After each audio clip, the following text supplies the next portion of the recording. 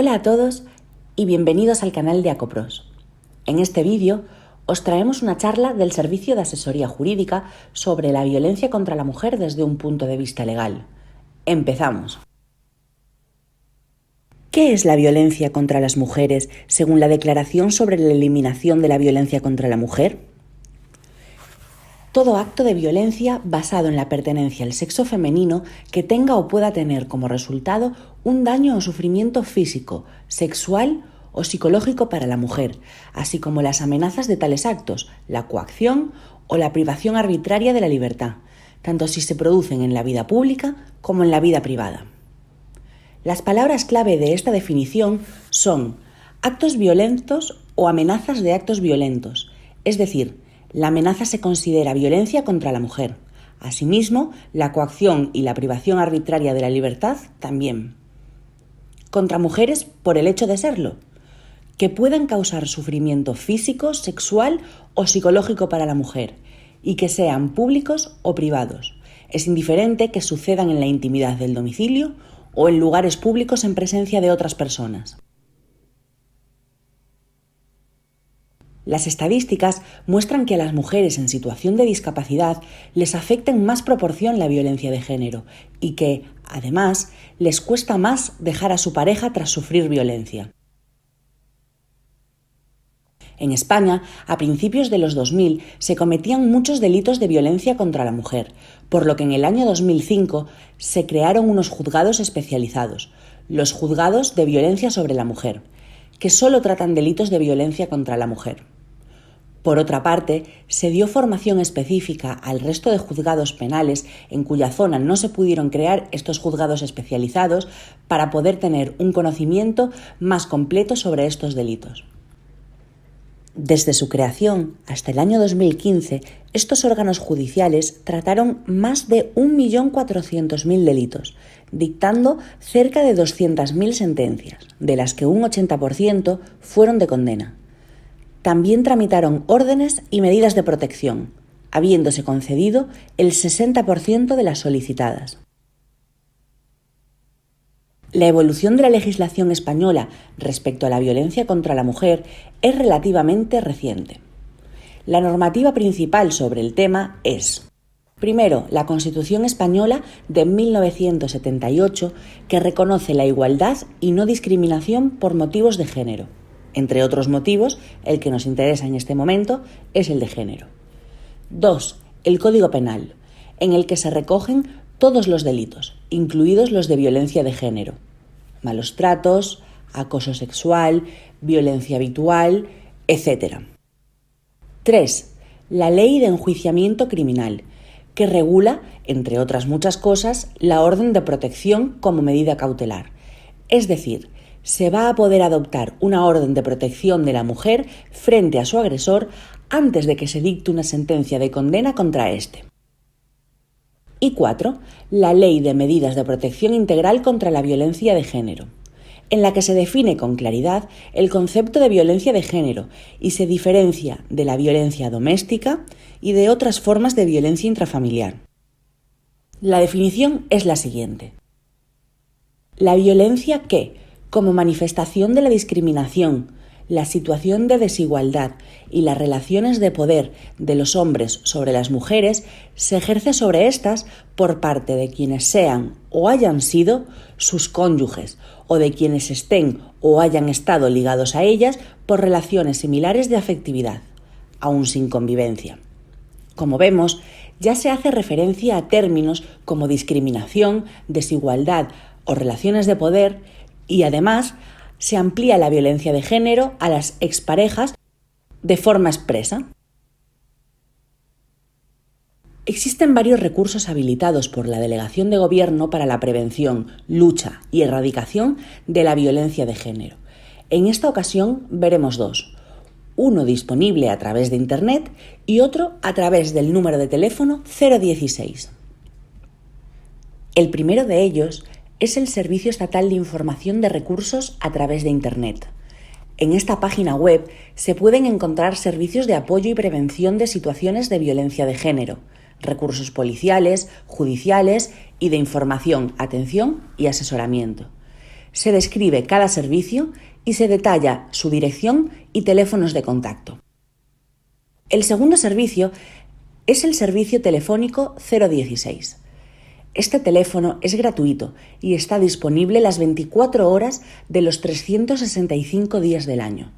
En esta línea dan información sobre cómo actuar en caso de maltrato y también información jurídica y sobre ayudas disponibles. Es posible derivar la llamada directamente al 112 en caso de emergencia. Para personas con discapacidad auditiva está disponible el teléfono 900-116-016, que es plenamente accesible. Ahora vamos a ver la orden de protección, un mecanismo de protección de la mujer cuando hay indicio de delito de violencia de género y peligro objetivo para la víctima. Es necesario que haya tanto indicios de delito como peligro para la víctima. Es importante tener en cuenta que se trata de una protección a la mujer previa a la condena por sentencia de su agresor. Es decir, es una medida cautelar.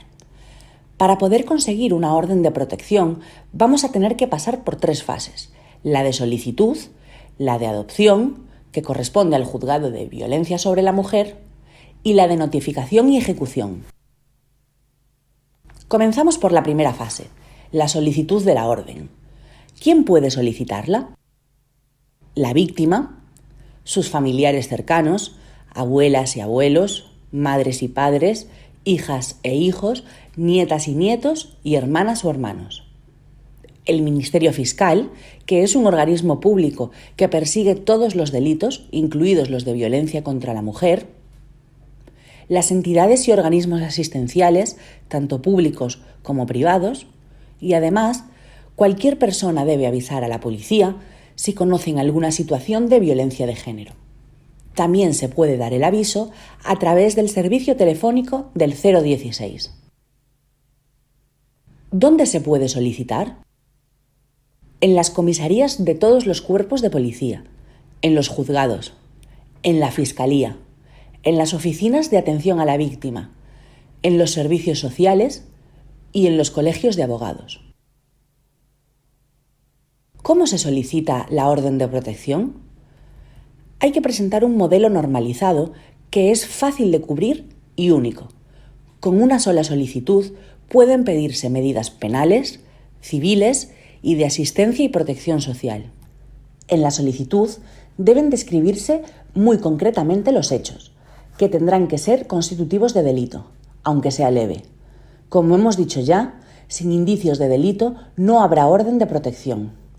Es importante tener en cuenta que una orden de protección solo se puede tramitar dentro de un procedimiento penal en el que se juzgue al agresor por la comisión de uno o varios delitos de violencia de género.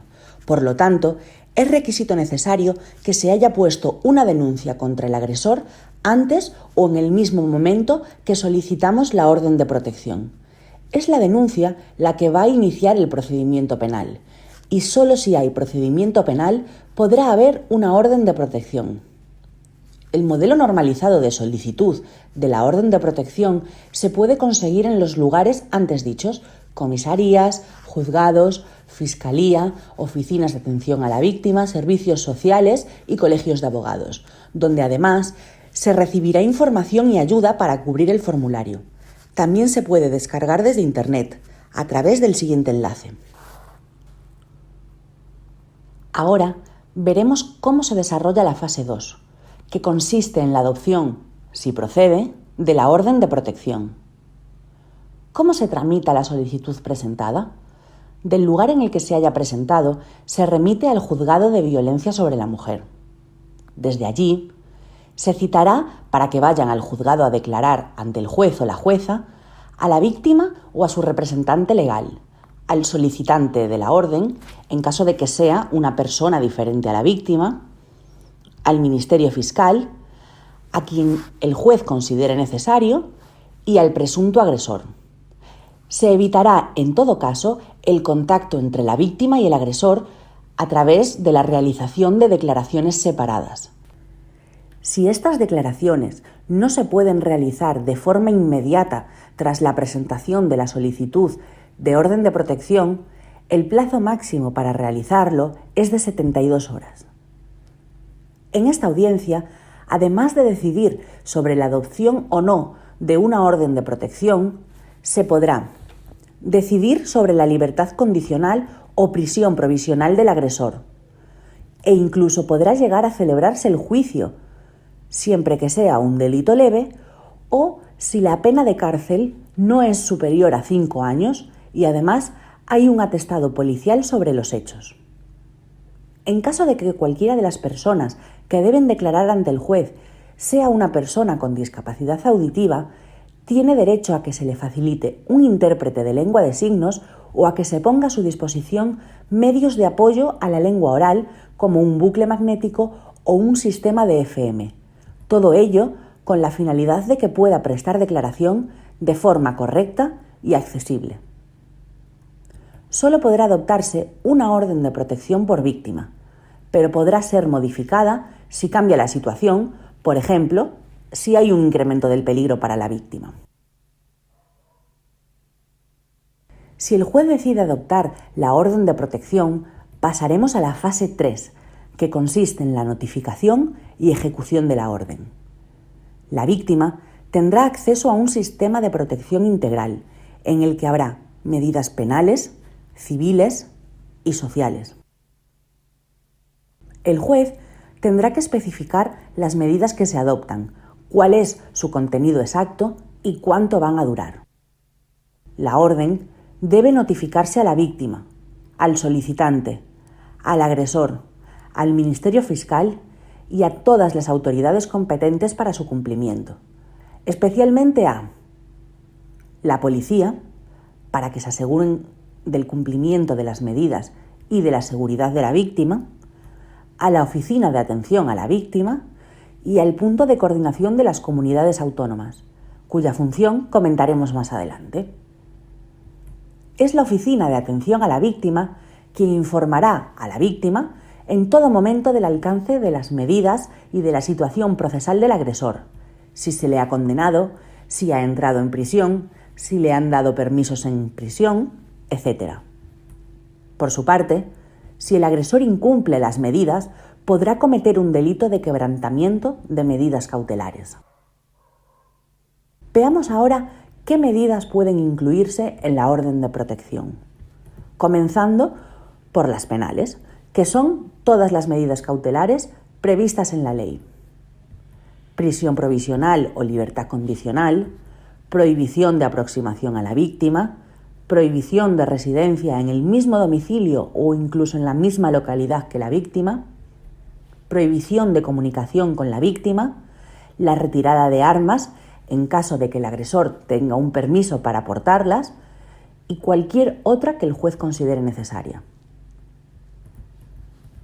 Pasamos a las medidas civiles, que podrían ser atribución a la víctima del uso y disfrute de la vivienda familiar, determinación de un régimen de custodia, visitas, estancia y comunicación con los hijos, régimen de prestación de alimentos, es decir, pensión para cubrir las necesidades de los hijos, y cualquier otra que evite poner al menor en peligro o le evite perjuicios. Estas medidas deben pedirse expresamente por la víctima o por el Ministerio Fiscal cuando existan hijos menores o incapaces. No las adoptará el juez de oficio. Además, serán provisionales, es decir, deben ser confirmadas, modificadas o anuladas por un juez civil. Su duración será de 30 días y es en este plazo durante el que se tiene que dar la decisión del juez civil. Si no, cuando pasen 30 días, desaparecen y ello podría tener graves consecuencias para la víctima y para sus hijos. Hay un límite importante y es que la orden de protección no podrá contener medidas civiles si un juez ya las ha adoptado antes, por ejemplo, en el caso de una pareja separada o divorciada que ya tienen un convenio regulador. Por último, la orden de protección puede contener medidas de asistencia y protección social. La protección integral de la víctima, gracias a la orden de protección, va a permitirle acceder a todas las ayudas de administraciones públicas que existen para estos casos. A través de una única solicitud, de nuevo, se pedirán todas las medidas que necesite la víctima. El juzgado remite la orden al punto de coordinación regulado por la comunidad autónoma y es desde ahí desde donde se conceden las ayudas a la víctima. Algunos ejemplos de estas ayudas son la renta activa de inserción, o, como todos la conocemos, RAI, la asistencia jurídica gratuita y especializada, anticipos por impago de pensión para hijos con carácter urgente, ayuda para cambio de residencia. Esta ayuda es complementaria de la RAI, por lo que será necesario cumplir los requisitos de acceso a la RAI para poder acceder a esta ayuda. Y la escolarización inmediata para hijos por cambio de residencia a causa de haber sufrido su madre violencia de género. A continuación, veremos qué derechos tienen las víctimas de delitos de violencia de género. Primero, veremos derechos comunes para todas las víctimas, por lo que también se reconocen a las víctimas de violencia de género. 1. Derecho a poner una denuncia. 2. Derecho a solicitar una orden de protección. 3. Derecho a ser parte en el procedimiento penal. Es posible juzgar al agresor sin que la víctima forme parte del juicio. No obstante, el ser parte le permite proponer pruebas, cuestionar las decisiones que se toman e interponer recursos, solicitar pena para el agresor y otro tipo de cosas. Aún así, no es obligatorio, es un derecho, pero no un deber. 4. Derecho a la restitución de la cosa, reparación del daño e indemnización del perjuicio causado. La víctima tiene derecho a exigir al agresor una indemnización económica por los daños sufridos. Dado que no es necesario que participe en el procedimiento penal, esta indemnización podrá exigirse en un procedimiento civil posterior. 5.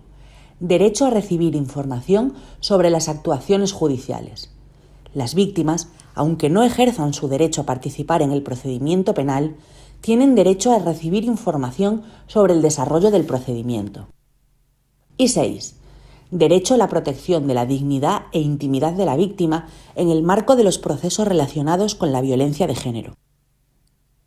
Los datos personales de la víctima y sus hijos tendrán carácter reservado dentro del procedimiento, especialmente el domicilio, el centro de trabajo y los colegios de los hijos. Además, con esto se aumenta la seguridad de la víctima al evitar que el agresor pueda tener acceso a estos datos.